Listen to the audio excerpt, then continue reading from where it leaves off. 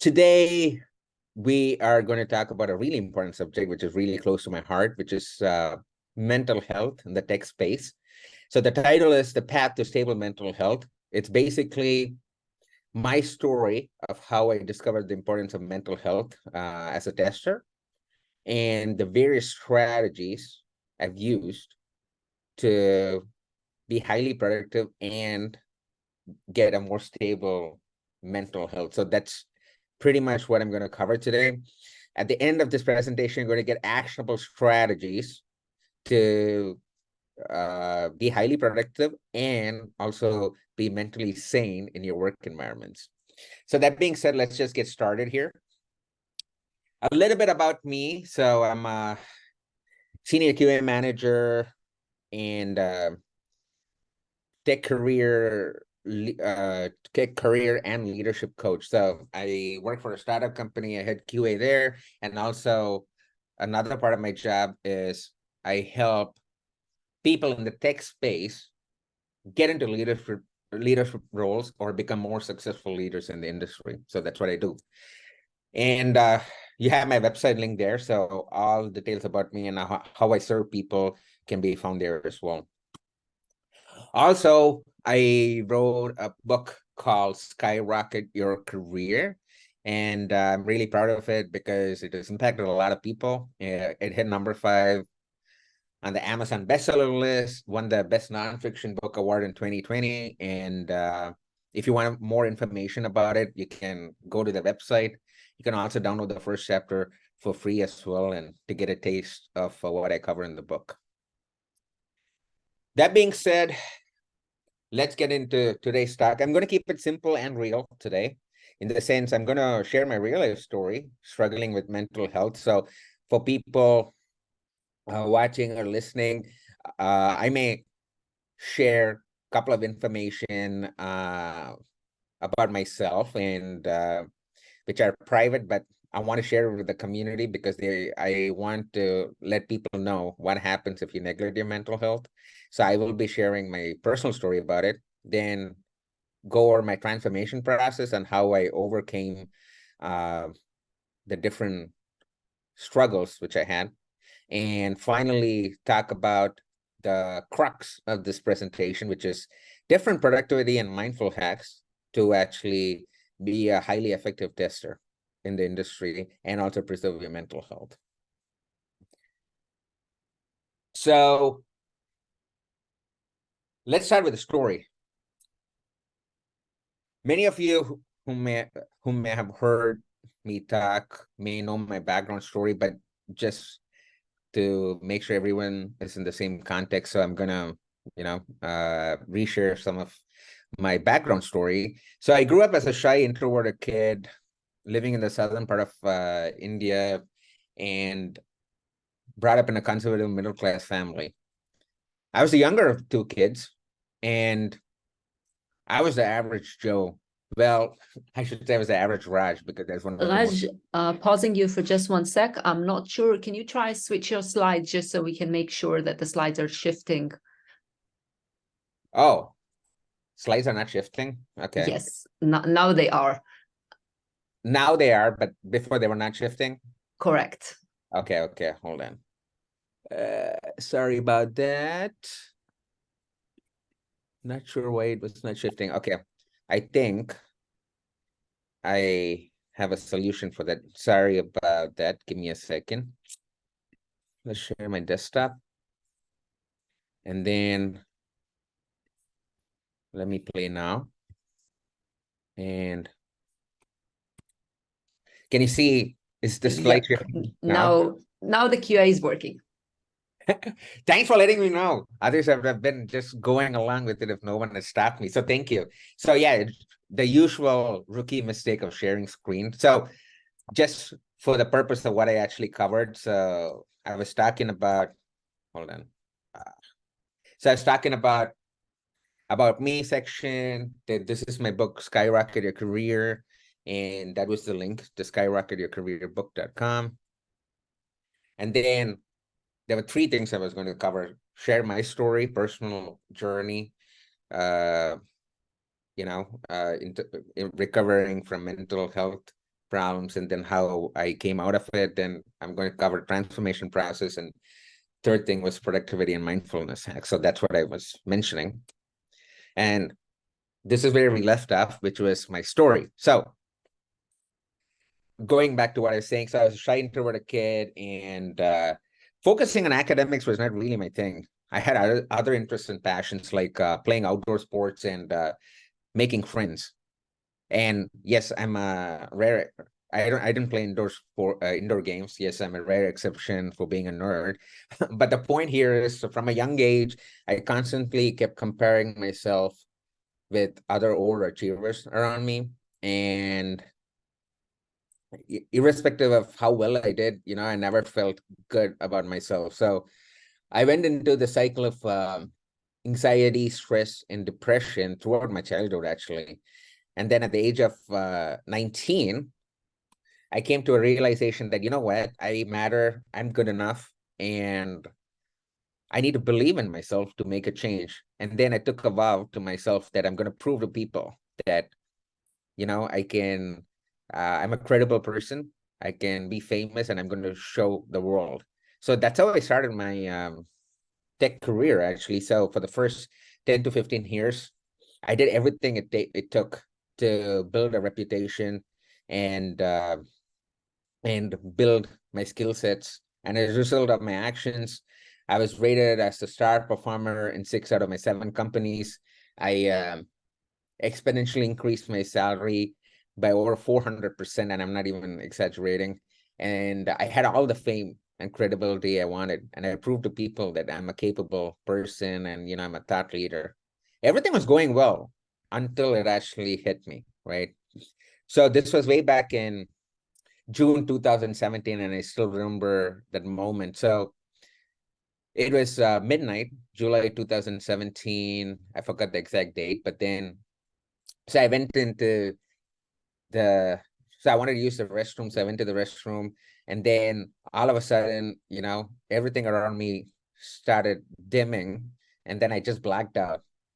And then my wife noticed that for 30 minutes I hadn't returned back to bed. So she came to the bathroom and saw me lying flat on the floor, unconscious. And then she put water on my face and stuff and then woke me up, which was good. But then I told her I'm not able to move. So she literally had to drag me from the bathroom and lay me, on the wall with my back on the wall. And to cut a long story short, I was taken to the ER, and then they were doing a lot of tests on me because they didn't know what was going on. And I was looking at this ceiling on the wall in my room, ER room, and then wondering what has happened to me. Here I was chasing fame, credibility, and then I was letting nothing get in my way. But here I am looking at the ceiling and wondering what the hell is happening. So that's when I decided, you know what? I really need to change my life. This is not the way I want to live my life, right? And the picture you may have already seen when I was trying to figure out my screen share was this. So this was a picture of me in the ER, and even then I was smiling, which is funny. But the point is, I came to a realization that I really need to do something about my life. And here's an interesting statistic for all of you. 60% of the people in tech suffer burnout. And according to the American Psychology Association, 8 in 10 adults say that the COVID pandemic caused a significant source of stress in their lives, right? So burnout is a real issue, folks. So even if you don't want to accept it, it is true. So I decided at that moment when I was in the hospital that I'm going to change my life. And then I started this whole transformation process. And also, by the way, as and when I'm going through stuff, if you have any questions, make sure you put it in the Q&A section as well, and I'll make sure to try to answer the questions towards the end, okay? But coming back to my story, so I came back from the hospital, and then they just diagnosed me with suffering severe burnout. That's pretty much what I was diagnosed with. And they just said that he cannot go on like this because then eventually he's going to get a heart attack or something. So I went on this journey of self-exploration. Once I came back for 4 months, I took a break. I read 30 books. I listened to 150 podcasts on self-improvement, mindfulness, leadership, motivation, name it. I read all books. And that's when I started getting different ideas on how to change my life, how to get into a more stable condition, how to become highly productive, but at the same time have decent work-life balance as well. And all the things I'm going to share today are the golden nuggets of the various things I uncovered after trial and error. So I've experimented with over 30 to 40 productivity strategies. And then the ones I'm sharing with you right now are the ones which work for me. And I 100% believe that at least one or two of these strategies, which I'm going to share, will be helpful to you folks as well. Okay. So let's talk about my the different things which started this transformation process, right? The first book which actually played a really key role in my transformation was called Deep Work by Cal Newport. If you had heard about Cal Newport or this book, put a smile emoji or a thumbs up emoji in the chat window, because I know that some of you may have already, checked it out. So deep work is the concept of focusing on cognitively demanding tasks without any distraction in time-boxed sessions. That's what deep work is all about. And Cal Newport is a computer science professor in Georgetown University, and then he did a lot of research on this. He's a very famous author as well. And it had a deep influence and impact on my life. And now whatever I do in life is based on doing deep focus work so that I get the best result possible. So this was the first book which really influenced the way I do things.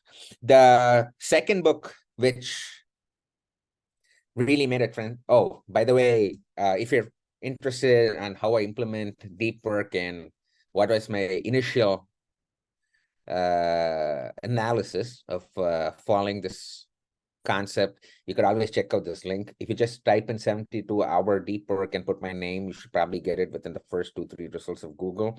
And I just shared my experience doing it for the first time. And then this was way back, I think, in 2017-18 timeframe. And since then, I've always been doing deep work. And then I'll talk more about it in the following slides, and you'll understand where I'm getting at. The next book, which was really influential in my transformation process, was Procrastinate on Purpose by Rory Vaden. Highly recommend it. He talks about a lot of great stuff, but the one which really stuck out for me was this concept of the focus funnel, right? The concept of focus funnel. So say, for example, you have a task A. You put it through various phases of decision making. So you say you have task A. The first thing you can do is see whether it can be easily eliminated, right? If it cannot be eliminated, the next thing you want to think of is, say, whether it could be automated.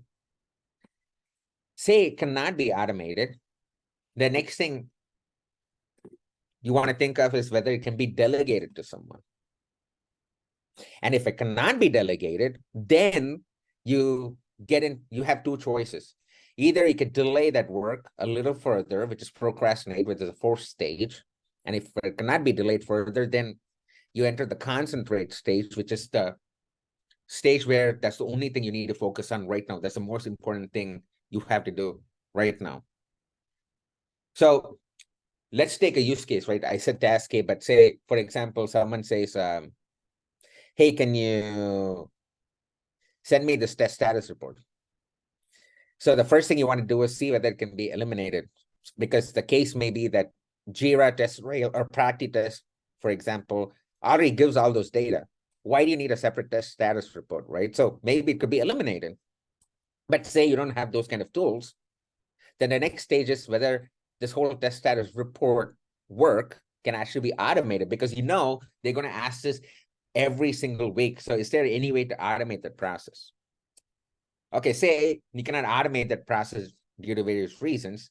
The next thing you go through is whether it can be delegated to someone, whether you have to do the test status report or if someone else could actually do it.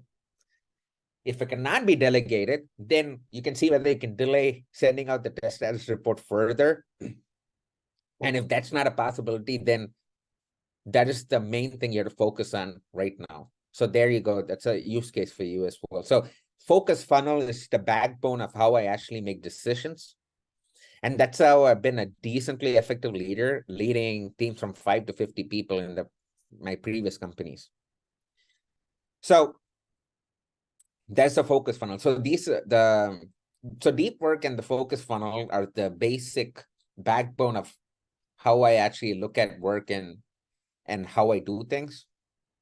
But the next question people would have is, okay, how do I plan my daily tasks? So here's some insights for you just to set some context here. So this year alone, right? I've been interviewed in over 150 podcasts. I've spoken at 25 conferences. I've coached over 16 clients. I had QA for a $1.2 billion company. I still find time to spend quality time with my family. I still focus on my fitness, mental and physical fitness. How am I able to achieve everything while keeping sane? And literally, I'm going to walk you through my playbook. And folks, if you're not taking notes, this is where you want to take notes, because trust me, this is going to be highly valuable in your current job and in your personal life as well. So let's start with the daily task planning.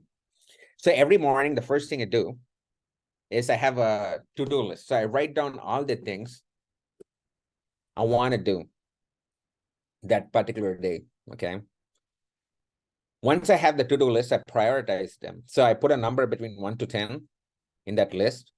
And my whole motto in life is to finish the top 3 things every single day. When I say top 3 things, the items which are numbered 1, 2, and 3 in my ranking, I need to finish those top 3 things every single day. And then I block my time. So I do 1 hour time blocks on my calendar, put 1 hour time blocks. So say, for example, let's go with the test status report, right? So say I have to send the test status report. I have to write acceptance test plan. And then I need to fix an automation code. Say those are my top 3 things. I'll block my calendar. So I'll put 1 hour time blocks, say 10 to 11 a.m. I'm going to finish the test status report. And then say 1 to 2 p.m. I'm going to fix the automation code. And then 3 to 4 p.m. I'm going to do the third item, which I just mentioned. So the point is you actually put time blocks on your calendar to focus on that particular task. And when you do that task, you make sure you don't have any interruptions, no Slack messaging, no Facebook messaging. Make sure you just focus on that one particular task. And that's how you perform at a really high level, right? So that's what I mean by time blocking, 1 hour time blocks. This is based upon a technique called Pomodoro technique, which is having 25-minute time blocks and doing focus work. I tried 25 minutes, doesn't work. Then I tried 30, 55, and then I finally ended up with 1 hour. That's what works for me. You figure out what works for you, okay?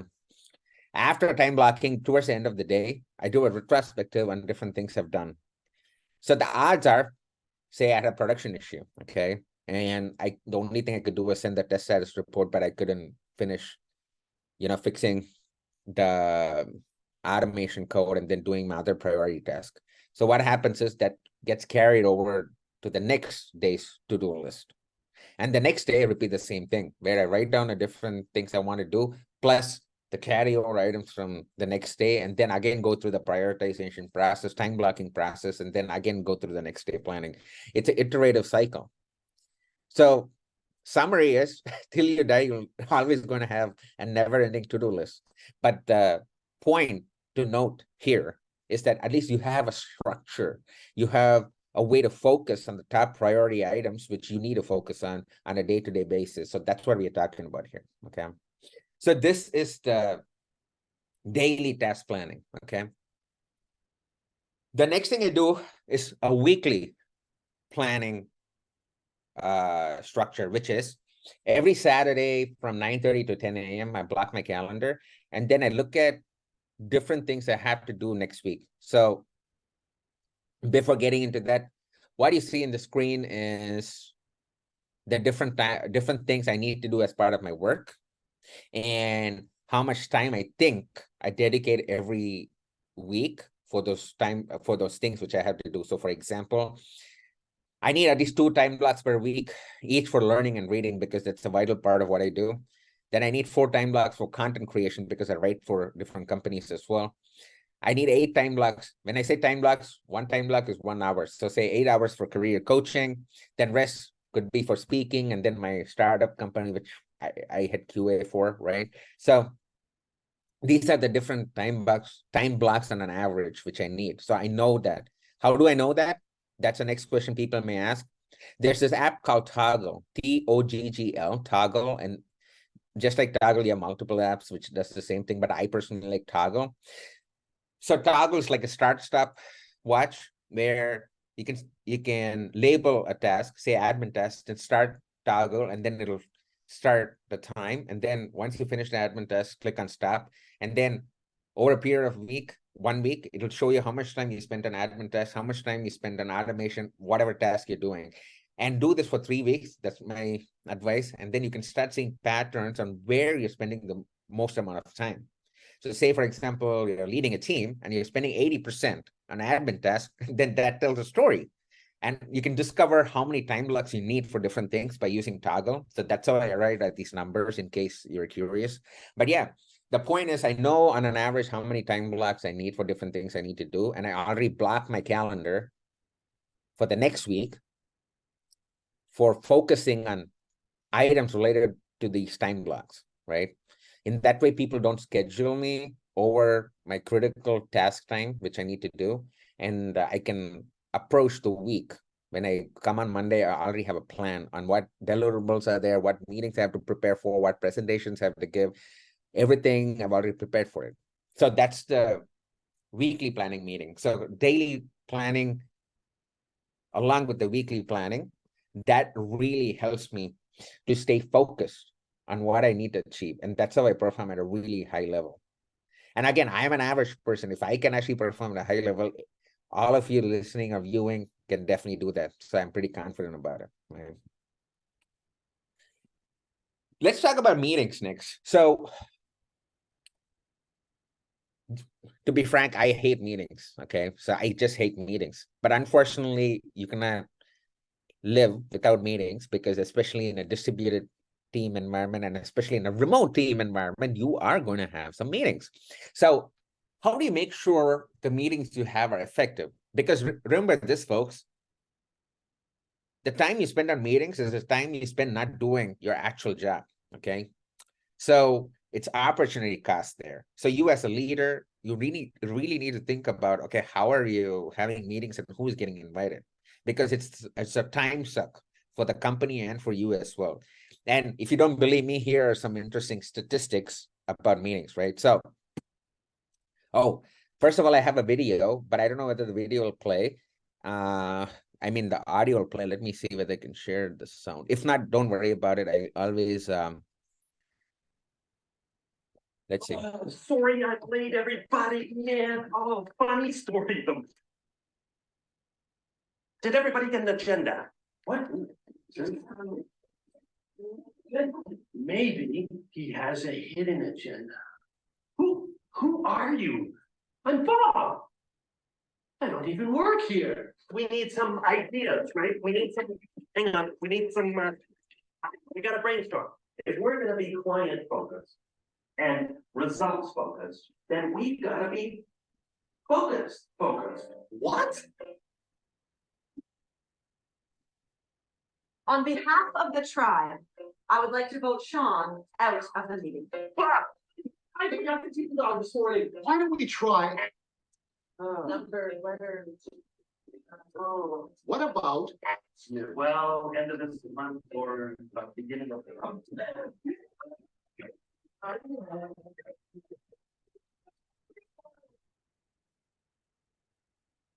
So hopefully you could hear the audio of the video which I just played. If not, it's fine. But this is how I actually felt with meetings, right? There's no objective. People just feel bored. They're multitasking. So you don't want to have sucky meetings.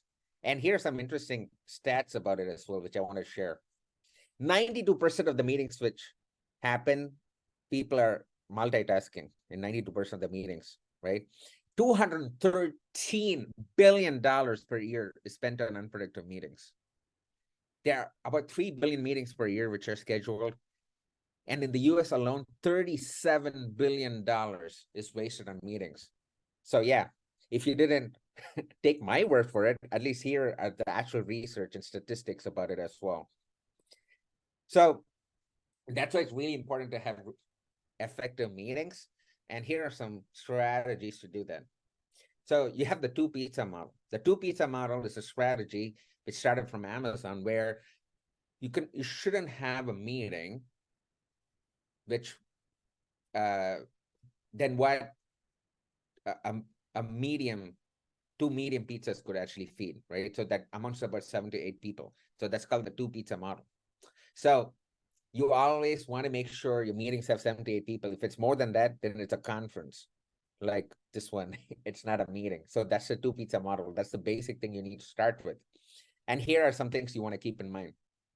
The first question you want to ask yourself is, do you really need that meeting?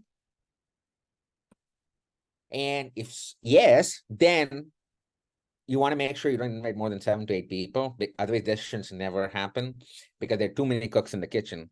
Then the meeting invite needs to be clear. So what are you going to do if there's no, so I manage a team of 15 people and I work with so many different stakeholders. If there's no meeting, if there's no agenda in a meeting, then I just cancel it. It's a waste of my time. A meeting should always have agenda item in terms of what is going to get covered, what do people need to know before coming to the meeting. Those are some key components which has to be mentioned. Come prepared for the meeting. Start and finish meetings on time. That is really important. I know the people usually always go over the time limit, but make sure you time box yourself. That's what an effective facilitator does. And then have clear action items and follow-ups. I hate meetings which do not have follow-up items and some call to action. That is something you really want to ensure you have when running meetings. Here are two really useful resources. There are two TED Talks by David Grady and Jason Fried. And Jason Fried is the founder of Basecamp, which is another project management tool. So they talk about having sucky meetings and it's amazing talk. So I highly recommend you folks checking it out. So we talked about effective meeting strategies. And the next thing is about emails, how to have effective email conversations. Now, why is email important? Here's an interesting statistic.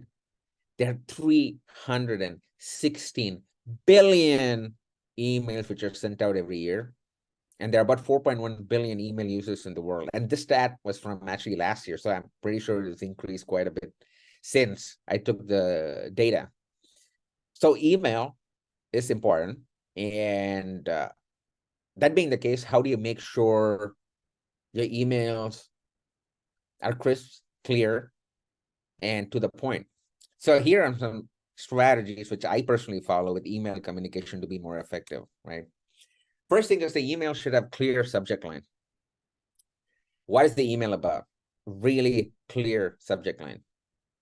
And then the email should be 3 to 4 bullet points. That's it. So if I have a rule of thumb where if the email doesn't fit on my Mac 13-inch screen and it goes about that, if I have to scroll, then yeah, that's a bad email. Yes, I know. In some cases, it could be slightly long, which is fine, but not all your email communication need to be 2 pages. That's what I'm getting to. I always follow the bullet point format where I just put bullet points on exactly what I need, what I want to convey, and that's it. So that it's really clear and people can understand it. If an email goes more than 2 email threads, then it's probably a call or a meeting. How many of you have been in situations where there's the issue and then by the end of the day, they're like 25 email threads? Put a hand emoji if on the chat window, if you have been in that situation. Everyone have been in that situation, right? If you are in tech, you've been in that situation before. Because if you have, say, for example, 25 email threads, people forget what was the actual issue in the first place because the information gets lost in the plethora of other emails. So that's why if it's more than 2 emails, make sure it's a phone conversation or a meeting. Folks, and also please do not reply out for everything you want to say because people do not want to get spammed. That is something. And I'm a firm believer that in emails, if you expect something to be done, you always have to mention deadlines. If you don't mention deadlines, it's never going to be done. And that's the truth of the matter, okay? Here are some quick focus strategies to help you. So all my meetings are usually 55 minutes and 25 minutes. Why? Because I always provide a 5-minute buffer for context switching. So your mind needs to get used to the next meeting, which is going to come up. So I always end my meetings in 55 minutes, 25 minutes. I don't do 60 minutes, 30 minutes. It's always 55 minutes, 25 minutes. In that way, you have time to refresh your mind and then be ready for the next meeting. And then put your work hours and the personal hours on your calendar, make it visible to your team. In that way, they know when to contact you and when not to contact you. That's really important as well, okay? Reminders. So when I say reminders, it also means follow-ups. I'm very proud to say that I think this year, I've never even missed one deadline or one follow-up. Yeah, that's true. I'm not just making up stuff. And how am I able to do that? That is because I usually use different mechanisms to make sure I follow up and, keep on top of all the things which I have to do. So some of the things I use are sticky notes. My workspace is actually loaded with sticky notes. And then I use Google Reminders. This is one of the most commonly used things by me because say in 3 days, say I have to email someone, I would already have a reminder. And then I have 2 reminders so that I constantly keep getting reminded about it. And then it gets planted in my brain so that I don't forget it. I also use Trello boards to manage my tasks as well for my team and me as well. So in this way, you don't miss anything which needs to be followed up and you keep up to date on all your tasks. So reminders is a way to actually, keep up to speed with everything, okay? Let's talk about, yes, I know I'm sharing so many strategies, but again, my goal here is to give you as many strategies as possible in a lot of time because I really want to give you actionable items to actually make you 1% better than you were before attending this talk. That's my only goal, okay? So talking about strategy, so the next one is focusing and defocusing. So research has found that it takes 23 minutes and 47 seconds for a person to gain back attention after an interruption. So what I mean by that is, say you're working on this test status report, going with the same example. If someone interrupts you, it takes 23 minutes, 47 seconds to get full focus on that particular task. So that's why you want to make sure you do deep work. But then on top of that, there's one more thing you need to keep in mind, which is focusing and defocusing, because you need to give your mind a break. The human mind can focus only, I think, for a period of, I believe it's 73 minutes at a stretch. After that, then you start losing your creativity. So you have to have these 1-hour time blocks, and then after time blocks, make sure you actually take a break. So some of the things I do, for example, is after time block finishes, I physically get out of my office at home, and then try to go for a walk around the house or do some push-ups or, do something which is not work. In that way, you refresh your memory, and it's really important to get new ideas and to prevent mistakes, right? So here's an example of what could happen if you don't focus and defocus. And this is a real life example, and I'm not making this up. So I was working for a big travel booking company. And one of the times I was actually testing the notification feature. So say you have an app, like a travel app, you'll get a notification on your app when the gate changes. Say the gate changed from A4 to A6. You get all those notifications on the app. So that's what I'm talking about when I say notifications. So one of the times I was testing this notification feature because we had this hard deadline and I had to finish testing, and I was leading the mobile iOS testing team for the company. We were using a third-party tool to send notifications. So there was this tool, very simple UI, very easy to use. You'll have a notification in a JSON format. And then there's a toggle button, which points to QA or prod. I think now people will start getting where the story is going to. Anyways, there's a toggle button for QA and prod, and then you click on send, and then it sends.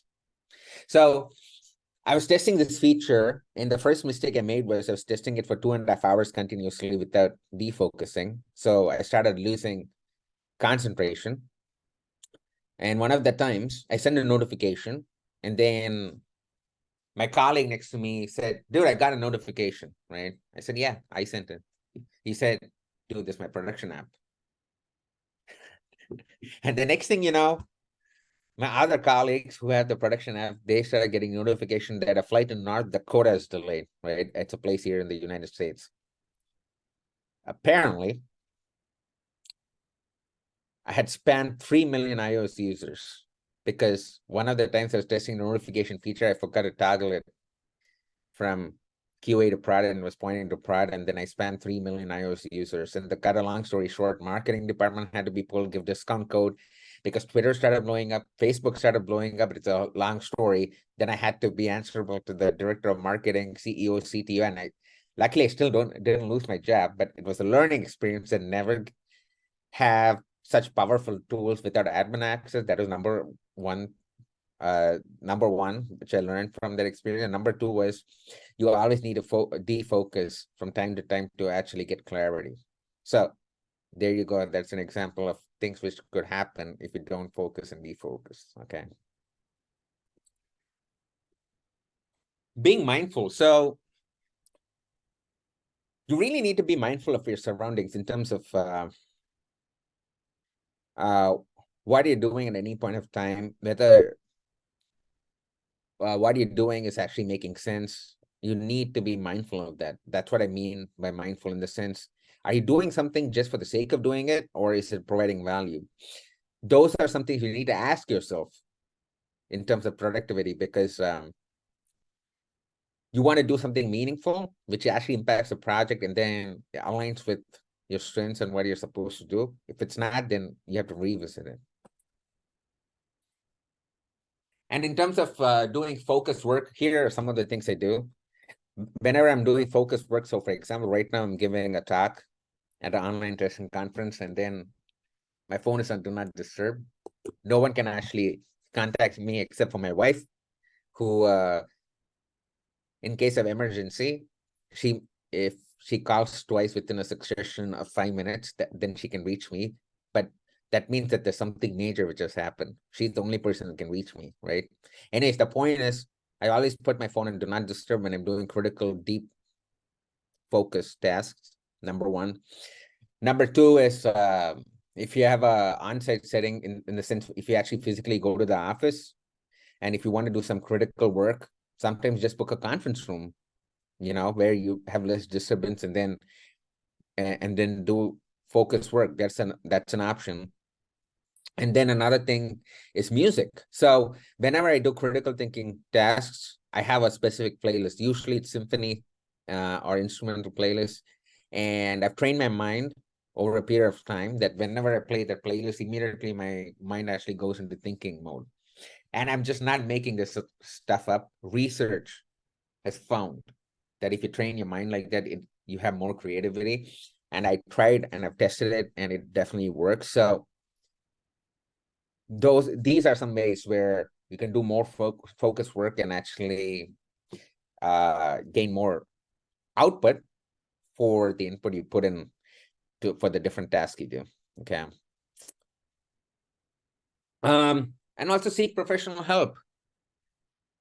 So, and then people ask me, when do you know that you need to seek professional help?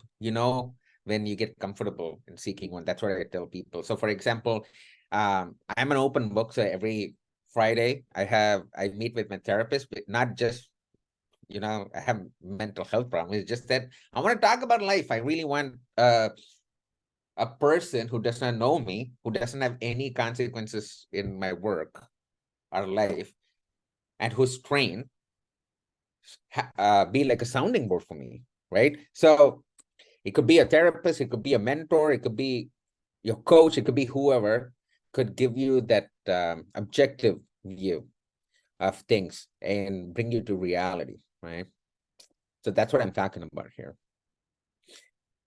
So those are the things I wanted to talk about. So some of the key takeaways from this talk is be selfish to be selfless. Only if you take care of yourself, and if you are at the best of your abilities, that's when you can impact other people around you positively. If you're not taking care of yourself, then other people around you are going to suffer. So be selfish to be selfless. Your time is your baby. You have to protect it. If you don't protect your time, no one else is going to do it for you. Okay. If you want to get stuff done, you put those time blocks. You do those deep work which you want to do. Okay. And after you put time blocks, do the deep work, take breaks, as I said, and also give yourself some grace. We live in a really hard, very fragile world right now. There's so many things happening, and there's only so much you could do. And if you're not able to focus on some things due to a lot of other things happening around you, give yourself some grace. You're human, okay? And don't waste your life being a perfectionist. There's a fine line between dedication, perfection, obsession. You need to figure out that line. The key is just having a structure on how you do stuff, okay? And then go with it. So those are some key things you really want to keep in mind about this topic. Here's some bonus things to which I want to give you, which is I wrote an article about productivity hacks and being mindful in this distracted world. I wrote it for InfoQ, so definitely check it out. It's an article I wrote. And then, again, just for the online testing conference audience, if you buy the paperback in the next 24 hours, I can give you the ebook for free. Make sure you hit this link, and then I'll get notified. And then you can get my book and the ebook for less than half of the cost, okay? And then I also do a lot of stuff for charity. So I have an online shop in my book website. It's called Skyrocket Your Career book.com/shop. And I say, wow, I have to change this.